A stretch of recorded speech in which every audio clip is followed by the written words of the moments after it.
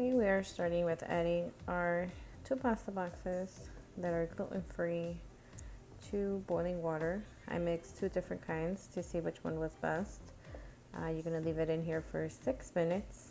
I went ahead and put a timer because I am horrible with keeping time when it comes to pasta. And this type of pasta, the gluten-free especially, you cannot leave longer than what's suggested because it tends to get very soft and very sticky and a very mushy consistency. So let's see how this comes out.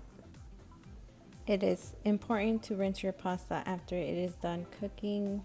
Drain it and rinse it. This is not like your typical pasta that you can use the water to thicken up the sauce.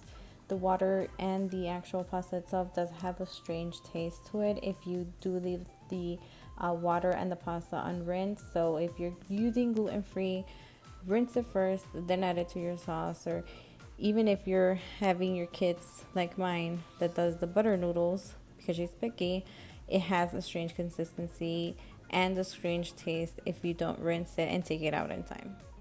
While the pasta is cooking, I already have chicken to go on the side. For the kids and for us, we do tend to have pasta with chicken. It's just more filling. It does change the flavor a lot. My kids are picky. One of them doesn't mind if it touches. The other one eats it completely on its own, which is fine as long as they're getting filled with yummy food. I do remove my noodles about 30 seconds before it's suggested time.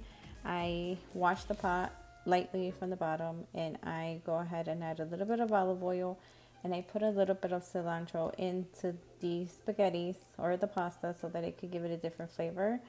And I toss it a couple of seconds, and then I throw my pasta back in there, toss it twice, 3 times just to coat it, and it tastes delicious. So that's what we're doing.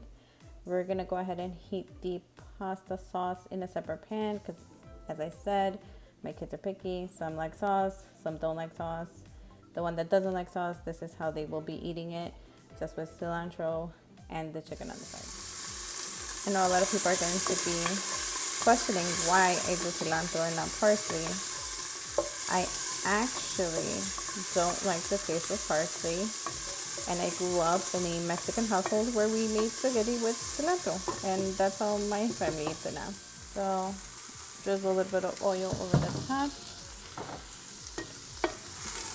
stir it, make sure. And I can already tell, even though I took it out ahead of time, the green ones made out of lentils are now holding up too well.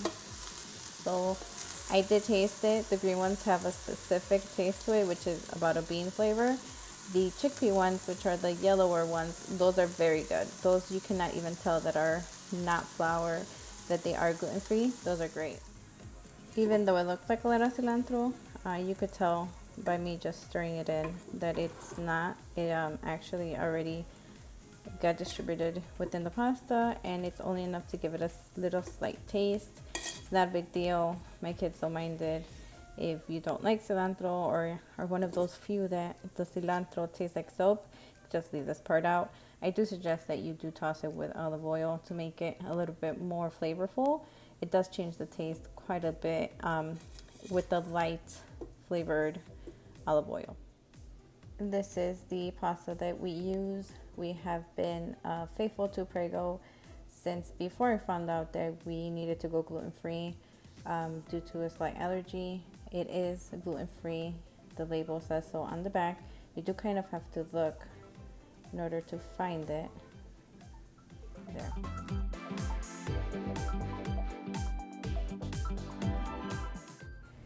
A few things that I would like to add is that the lentil one had a very strong lentil flavor, which is equivalent to a bean flavor. I wouldn't recommend or suggest eating that one unless you are a very big fan of lentils. The chickpea one was great, consistency was great, taste was great. My picky child didn't even know it was not the actual flour pasta, which is awesome. We did change the flavor a little bit with the added salt and the olive oil with the cilantro. It does give it a little bit of a different taste, and it does enhance the flavor. But she did eat it. My boyfriend, on the other hand, which is not picky at all, was not feeling the lentil I ate it only because I had already made it, not because it would be my favorite. I would not repurchase it. I would repurchase the chickpea one though, that is for sure.